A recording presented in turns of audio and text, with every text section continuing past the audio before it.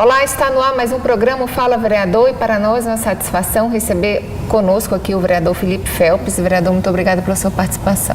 Obrigado, eu que agradeço, é sempre um prazer poder estar trazendo informação, falar sobre o nosso mandato que está acontecendo na cidade de Uberlândia. Que bom. Vereador, eu tenho uma pergunta aqui que eu acredito que vai ser feita a vários parlamentares dessa casa, é justamente o olhar, né, do político. Na verdade, primeiramente, cada vereador aqui dentro é um parlamentar, mas esse olhar com relação ao município de Uberlândia, né, de forma estrutural, como que está a cidade de Uberlândia, né? A gente sabe que cada setor se movimenta, mas às vezes a gente, nosso trabalho, acha tudo muito estático, né? Tem aquela sensação assim, o município precisa movimentar, ele precisa caminhar. Uberlândia tem uma ascensão de empreendedorismo muito grande, né? Mas o município precisa avançar, e essa questão da crise financeira, esse ano traz algo de diferente para o município, as estruturas que precisam ser modificadas, quer dizer, de forma que seja perceptível a evolução, né? O desenvolvimento da cidade. Como é que se vê essa situação do município em 2018? Eu vejo que assim, a gente passou por um ano delicado, o ano de 2017, né, que veio de uma grande crise econômica, uma grande crise política e o descrédito muito grande com as instituições.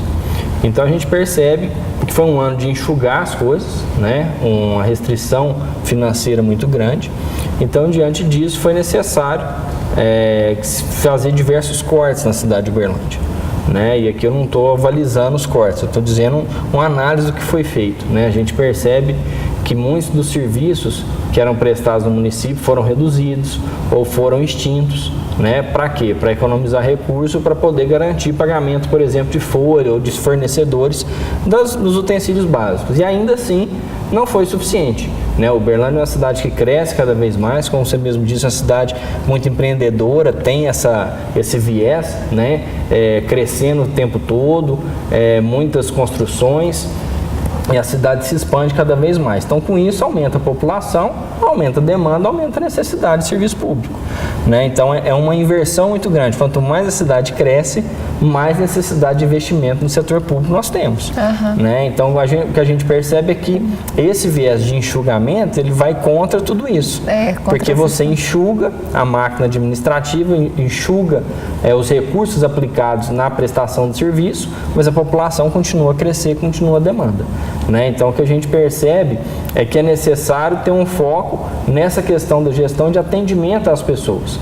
Né? A gente acompanha muito o trabalho das unidades de atendimento aos idosos, às crianças, né? E principalmente a questão da saúde também. Então, a gente percebe que alguns dos cortes que foram feitos trazem uma complicação no dia a dia desses equipamentos, né? Desses serviços. Então, tudo isso atinge a população. Né? Da mesma forma, a gente percebe assim, uma cidade que tem muitos problemas do ponto de vista estrutural, né? A nossa malha viária é muito ruim, então assim, o asfalto ele frequentemente abre os buracos, né? Não tem ano que a gente não tem aí as ruas todas esburacadas, e a gente percebe muitas vezes um direcionamento de recursos em áreas que não são prioritárias.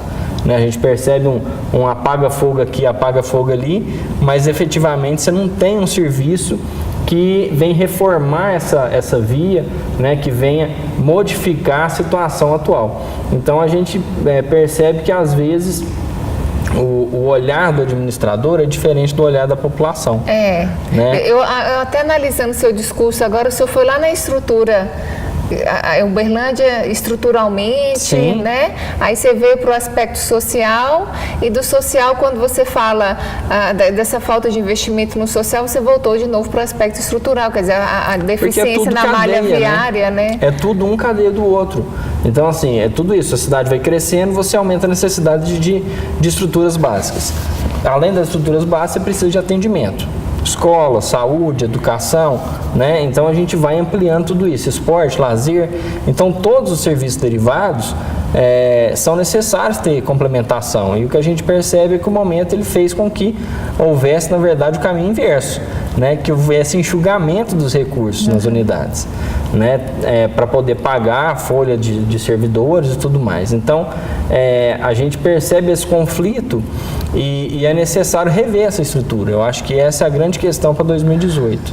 né? Depois de um cenário aparentemente estável, né? Que hoje a gente ainda tem, logicamente o município tem muitas dívidas, ainda tem muitos comprometimentos, mas você não está numa situação de caos financeiro, né? Você tem uma virtual estabilidade. Então é preciso agora repensar a forma de aplicação desses recursos para que a população volte a ter a credibilidade no serviço que está sendo prestado, né? Porque hoje, a hora que você sai na rua e vai conversar, é reclamação de todos os serviços, né? Então a gente precisa tentar entender pontualmente onde estão os maiores problemas e aos poucos ir solucionando essas questões. Vereador, nessa questão aí, né, de olhar o município dessa maneira, quer dizer, as decisões, né, do governo com relação à diminuição, por exemplo, como o senhor tinha citado aqui em nossa conversa, com relação às áreas, a projetos sociais, quer dizer, se diminui uma carga aí de professor, né, de horário aí de atendimento para crianças em estado mais vulnerável, né, atendimento aos idosos. Nesse caso, quando diminui, por exemplo, uma hora-aula, isso cai uma qualidade, né? Quer dizer, aí você começa a pensar em bairros, são vários, em cada bairro existe um atendimento diferenciado para cada segmento, para cada população etária, né? Nesse sentido. O município hoje, quando a gente começa a analisar, a gente faz como diz, a gente começa a rodar a cidade na nossa mente aqui. O município está preparado hoje, por exemplo, para fazer esse atendimento para uma cidade que se expande, né? Vamos supor, a gente vai pensar no Morumbi, a gente vai pensar lá no Luizotti. Será que essas regiões também não precisariam, já foi comentado aqui, de subprefeituras para dar um atendimento mais real, de um atendimento eficaz com relação a esses trabalhos? A que a gente percebe, a Uberlândia hoje a gente trata ela dividida em 5 setores, né? A gente trata região central, norte, sul, leste e oeste. Todas essas regiões, de uma forma não tão equilibrada, mas todas as regiões têm os atendimentos básicos. Então tem atendimento à criança, tem atendimento ao idoso, tem os equipamentos de saúde, tem as áreas de lazer, né? Então, assim, regionalizar mini prefeituras, eu não sei se seria o caminho ideal, mas o que a gente percebe é que essa redução que houve traz prejuízo sim, porque às vezes a região do Morumbi, que tem lá um equipamento muito grande, né, que fica ali próximo ao UAI, que faz o atendimento das crianças, né? Lá o que a gente tem de relato é que houve redução dos oficineiros, por exemplo. Então, às vezes você tinha lá 2 professores de futebol, um professor de karatê, 2 de artes, enfim, aí você tinha lá 5, 10 professores. Hoje você tem 6, né? Em relação a 10. Então, automaticamente você diminui o número de horas-aulas prestadas e o número de alunos atendidos. Porque existe uma limitação, né? Um professor ele não consegue dar aula para 100 alunos por turma, ele dá para 40, para 30, dependendo da atividade. Então, são regiões que têm uma grande população e precisa desse atendimento, né? Então, o que a gente percebe é que investir novamente nessas questões de ampliar os serviços nas estruturas que já tem, já seria um grande caminho, né? Porque criar novas estruturas a gente sabe que dependeria de novos recursos que hoje a prefeitura não dispõe, né? Pelo menos as informações que a gente tem, não há esses recursos disponíveis.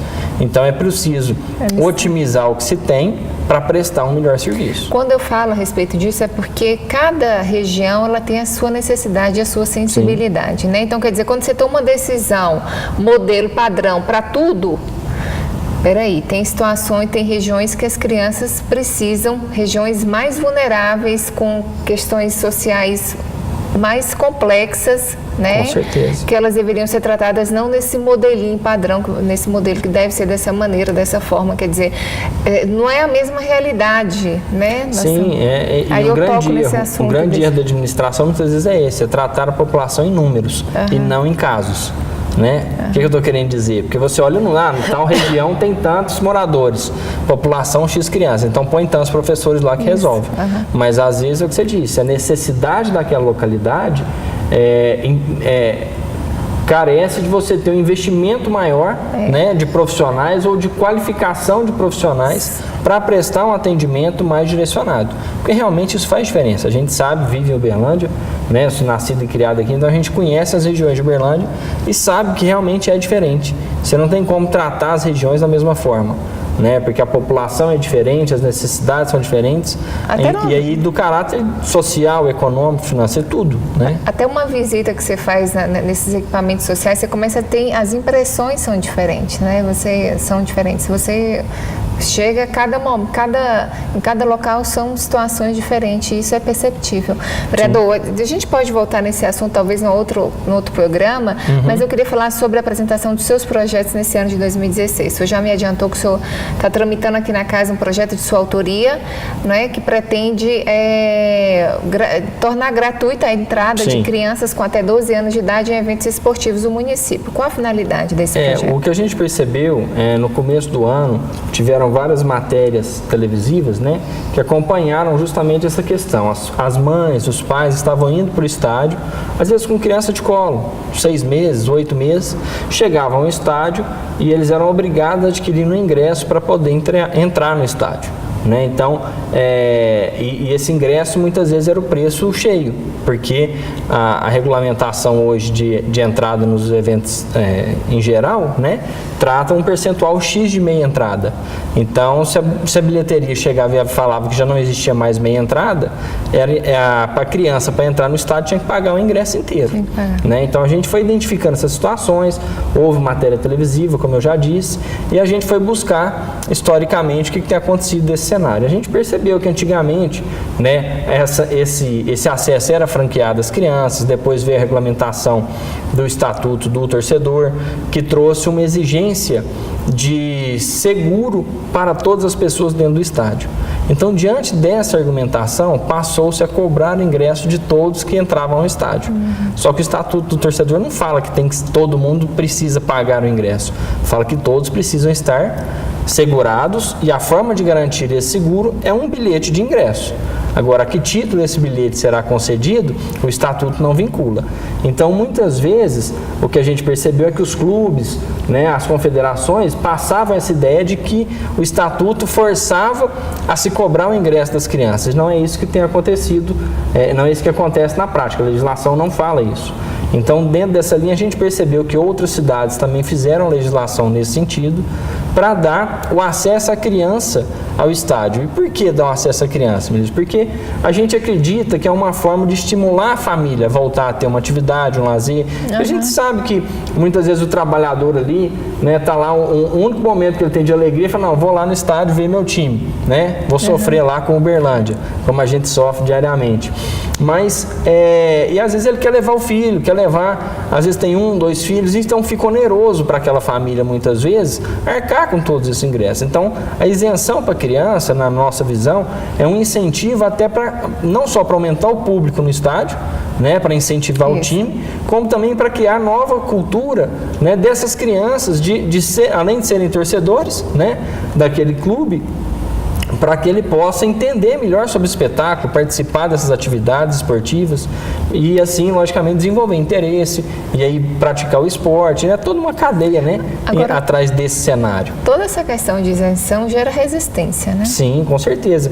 Porque se a isenção, aquela, entre aspas, né, alguém vai pagar a conta, né? Quem vai pagar essa conta? Teoricamente, isso sobra para o clube mesmo, que é o titular da bilheteria, né? Só que o que a gente está buscando aqui é mostrar justamente numericamente que com a isenção para as crianças, você vai estimular que mais pais e mais mães compareçam ao estádio. Então, você, na verdade, se não tiver um equilíbrio, você vai ter um aumento de receita. Um superávit, né? Então, na verdade, você não tem ninguém pagando a conta. Você está estimulando que novas pessoas ou que as famílias voltem a participar desse processo. Hábitos antigos, né? Eu falo porque, assim, eu a vida inteira fui no estádio com meu pai. Né? Hoje em dia é mais difícil. E hoje eu faço questão de todos os jogos do Uberlândia, eu tento estar lá, né? Os jogos do CAP a gente tenta participar. Hoje em dia, para um pai sair de casa, o filho com aquele computador na mão, aquele iPad. Então, hoje o interesse é só tecnologia, igual você falou, é computador, é brinquedo, é videogame, né? É telefone. Então, assim, trazer para outras práticas que são produtivas, que vão trazer, né, dinâmica de vida e vivências, eu acho que a gente só tem a ganhar com esse projeto. Com certeza. Né? Então, a gente sabe que ele já teve aprovação quase o mesmo formato, né? Em outras cidades, a capital mineira tem, então assim, não é uma exigência do Campeonato Mineiro, porque BH aprovou, BH funciona, né? Então a gente, se você buscar os históricos dos jogos, você vai perceber lá que 1% da bilheteria de cada jogo é destinada para essa isenção. Para essa isenção. Né? Então, se são 5.000 ingressos, 50 ingressos gratuitos. E ainda desenvolve, auxilia na questão do desenvolvimento psicossocial da criança, com certeza. Com certeza. Vereador, eu agradeço a sua participação. Infelizmente, o nosso programa chegou ao fim, mas eu espero tê-lo aqui novamente aqui conosco, viu? E eu que agradeço novamente, é sempre um prazer poder contribuir com a casa. E nós agradecemos a você também, telespectador.